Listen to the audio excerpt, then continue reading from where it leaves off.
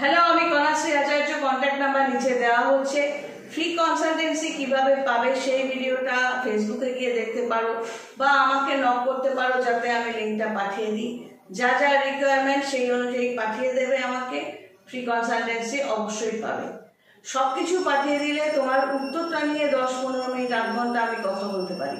কিন্তু যদি অর্ধেক পাঠিয়ে বসে থাকো নেকার মতো, এবার আমাকে ফ্রি কনসালটেন্সির সময় জিজ্ঞেস করতে হবে এটা কি, ওটা কি, কবে আলাপ হয়েছিল না হয়েছিল, আমি কিন্তু ঘড়ি ধরে অফ করে দেবো।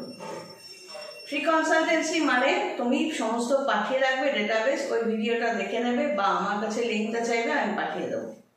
তারপরে যখন কল করতে বলবো তখন তুমি ফ্রি কনসালটেন্সি পেয়ে যাবে। তোমার উত্তরগুলো নিয়ে তখন কথা বলবে। তখন যেন বসে এটা ওটা জিজ্ঞেস করতে না হয় আমাকে, কারণ আজকালকার দিনে আমার মনে হয় না ফ্রি কনসালটেন্সি কেউ দেয়। তো যাই হোক, আজকের সাবজেক্টটা হচ্ছে অঘরী তন্ত্র বা তান্ত্রিক এবং পঞ্চমুণ্ডী আসন, যেটা নিয়ে কথা বলা হয়। অনেকের একটা ভাষা ধারণা আছে, পুরো ধারণা নেই।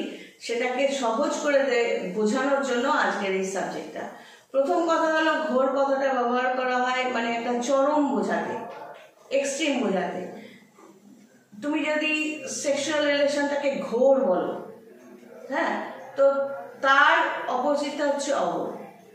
খিদে পাওয়াটাকে ঘোর বলো বা কালো, ঘোর কালো, ওই ঘোরের অপোজিট হচ্ছে অঘরী।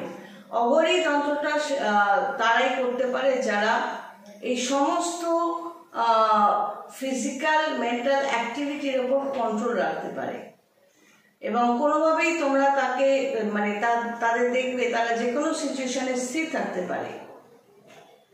তো তান্ত্রিক মানে যে সবসময় বনে বাজারে গিয়ে সব সাধনা করতে হবে বা পঞ্চমুণ্ডী আসনে বসতে হবে তা নয়। হ্যাঁ, স্টার্টিংয়ে তন্ত্রে অভিষিক্ত হওয়ার সময় অবশ্যই অনেক কিছুই লাগে। তো যাই হোক, সেটাকে আরও বিশ্লেষণ করে আজকে বলার চেষ্টা করছি। সেটা হলো যে পঞ্চমুণ্ডী আসন, প্রথমে ঘোর থেকে অঘোর বোঝালাম, যে এই ঘোর অ্যাক্টিভিটিগুলোর উপর দখল নিতে পারে সেই হলো অঘরী, বা সেই প্র্যাকটিসটাকে বলা হয় অঘরী তন্ত্র চর্চা। এবারে আসি পঞ্চমুণ্ডী আসনে 5টা মাথা, যেটা হচ্ছে 5টা মাথাকে 5টা অ্যাক্টিভিটির জন্য শাস্ত্রমতে সিলেক্ট করা হয়েছে। তো যেটা হলো আমাদের সেক্সুয়াল অর্গান, সেটাকে তুলনা করা আছে কুকুরের সাথে। কুকুরের অ্যাক্টিভিটি দেখবে, যারা কুকুর পোষো তাদের দেখবে ঘরে যতই তাকে জামা কাপড় পরাও, খাইয়ে দাও, নেকা করে তাকে কোলে তুলে ঘুরে বেড়াও, মানুষের মতো সবকিছু কথাবার্তা বলছো তার সাথে, বাট দ্য ফ্যাক্ট ইজ কুকুর ইজ কুকুর।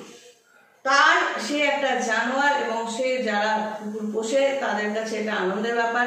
সে কুকুর কিন্তু যেখানে সেখানে সেক্স করতে দেয় এবং যখন তখন, সেটা কিন্তু যারা কুকুর পোষে তারা অতটা সিরিয়াসলি নেয় না।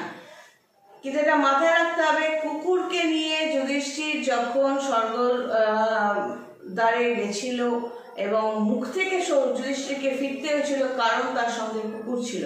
কুকুর ধর্মরাজ হতে পারে, কুকুর জানোয়ার হতে পারে, তুমি পশুপ্রেমী হতে পারো, যা খুশি হোক, কুকুর কিন্তু স্বর্গে অ্যালাউ। কুকুর সঙ্গে ছিল বলে কুকুর কিন্তু স্বর্গে অ্যালাউ না। তাই যুধিষ্ঠির কুকুরকে ছাড়তে চাইল না বলে যুধিষ্ঠিরকে তখন অ্যালাউ করা হয়নি।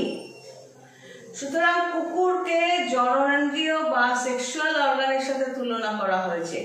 ওই জায়গাটাকে যখন কেউ ওভারকাম করতে পারে, তখন তার মধ্যে অবশ্যই একটা স্ট্যামিনা চলে আসে। তো সেই জন্য সেক্সুয়াল অর্গানের জায়গাটার জন্য কুকুরের মাথা, তার একটু ওপরে কুণ্ডলিনী চক্র। কোন চক্রের নামটা আমি সাইড করে বোঝাচ্ছি যাতে তোমরা খুব সহজভাবে বুঝতে পারো।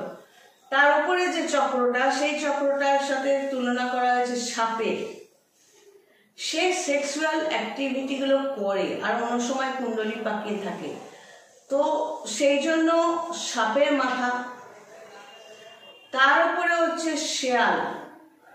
সে ধূর্ত, ধান্দাবাজ, খালি খাওয়ার, এছাড়া নিজস্ব চাহিদার জন্য সে ঘুরে বেড়ায়, যথেষ্ট নেগেটিভ মাইন্ড নিয়ে শেয়ালকে কখনো ভালো বলা হয় না। ক্লেভার কথাটা শেয়ালের জন্যই অ্যাপ্লাইড। ইন্টেলিজেন্ট কথাটার মানে আর ক্লেভার কথাটার মানে কিন্তু আলাদা। দুটোর অর্থ চালাক বুদ্ধিমান হলেও ক্লেভারটা বদমাশদের ক্ষেত্রে বা ধূর্ত বুদ্ধিদের ক্ষেত্রেই অ্যাপ্লাই করা হয়। তাই 1 নম্বর ছিল কুকুর, 2 নম্বর হলো সাপ, 3 নম্বর হলো শেয়াল। তার ওপরেরটা হলো বাঁদর, মানে 4 নম্বর মাথা হলো বাঁদরের। বাঁদরের মাথা কেন? বাঁদর অস্থির, মিমিক্রি করে, মানে সে কপি করে, অস্থির, প্রচন্ড অস্থির। আর 5 নম্বর হলো মানুষের মাথা। তাহলে কি কি দাঁড়ালো? কুকুর, এভাবে দেখায় কুকুর একেবারে নিচের পোর্শনে, তার উপরে হচ্ছে তোমার সাপ, তার উপরে হচ্ছে শেয়াল, তার উপরে হচ্ছে বাঁদর, তারপর হচ্ছে মানুষ।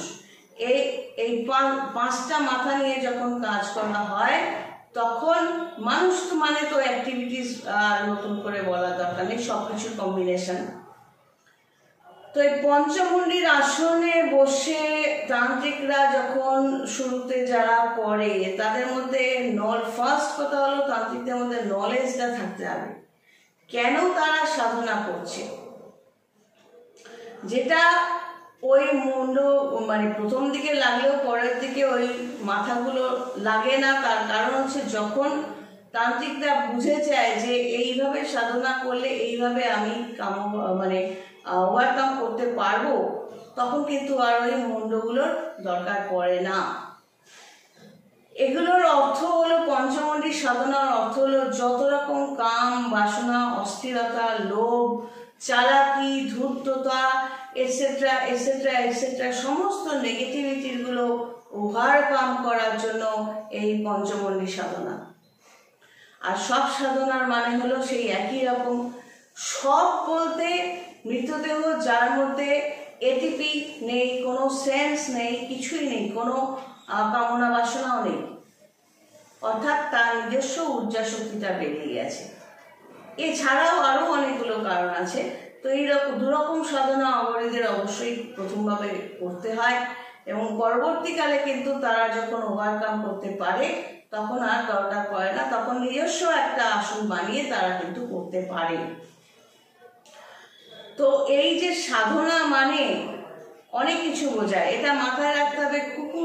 কুকুরকে যারা পোষে, এই কুকুরের নেগেটিভ অ্যাক্টিভিটিগুলো নিয়ে পরের ভিডিওটা করছি, এটা মাথায় রাখতে হবে। কুকুরকে যতই সেবা করো যাই করো বা বিড়ালকে যতই সেবা করো যাই করো, তো কুকুর কিন্তু অ্যালাউড ছিল না যখন যুধিষ্ঠির কুকুরকে নিয়ে স্বর্গের দ্বারে পৌঁছেছিল। কুকুর ছিল বলে কিন্তু যুধিষ্ঠির অ্যালাউড হয়নি। আর কুকুরের ডিটেলসটা নিয়ে পরের ভিডিওটা করছি, দেখো। তো এইভাবে সাধনা করা। এবার যে আমার কাস্টমারদের যে জব সাধনা করার কথা বলি, এই কিছুদিন আগেও ব্রিদিং সিস্টেম যেটা আছে, শ্বাসটাকে কিভাবে নেবে এবং ছাড়বে এবং সেইভাবে জবটা করবে, আমি কিন্তু পাঠিয়ে দিই আমার কাস্টমারদের, যারা একটুতেই বলবে এটা হচ্ছে না কেন, ওটা হচ্ছে না কেন, সেটা হচ্ছে না। তারা অনেক কিছু জানতে চায়, তারা এটা শুনলে খুশি হয়, হ্যাঁ হ্যাঁ কালকের মধ্যেই তোমার সব কাজ হয়ে যাবে। তাদের মগজে এটা ঢুকে না যে তোমার না পাওয়া জিনিসটা পাওয়ার জন্য তুমি টাকা দিচ্ছ এবং আমি সাপোর্ট দিচ্ছি।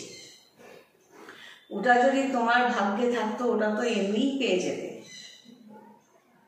এবং তার জন্য মিনিমাম যে জবের জায়গাটা সেটাও কোনো রকমে করে দেয়। ধরো কথার কথা বলছি ওম নমঃ শিবায়, হ্যাঁ হ্যাঁ আমি জানি এটা মন্ত্র, মানে ওম নমঃ শিবায় মানেটা কি সেটা ফ্যাক্ট নয়।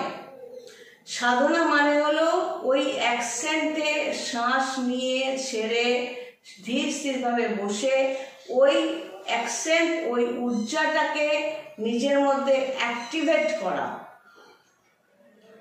তোমাকে বললাম জপ করতে, আর তুমি বসে কোনো রকমে আমার ধরাধার্য নিয়ম অনুযায়ী করে ফেলে আর আশা করছো হ্যাঁ হ্যাঁ ওই তো করে ফেলেছি।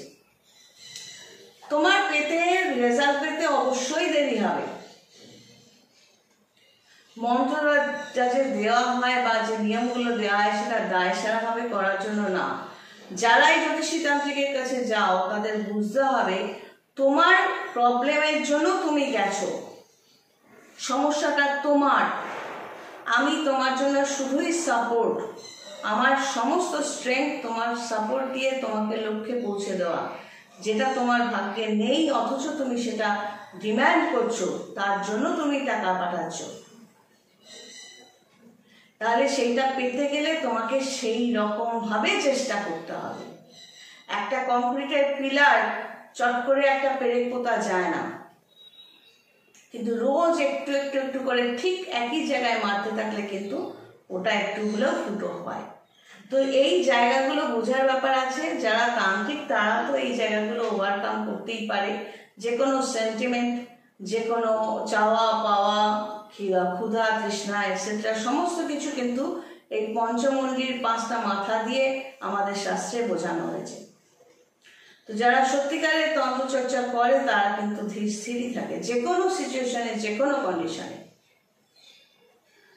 তাদের তুমি দূর করাতে পারবে না, তাদের তুমি নাস্তানাবুদ করতে পারবে না।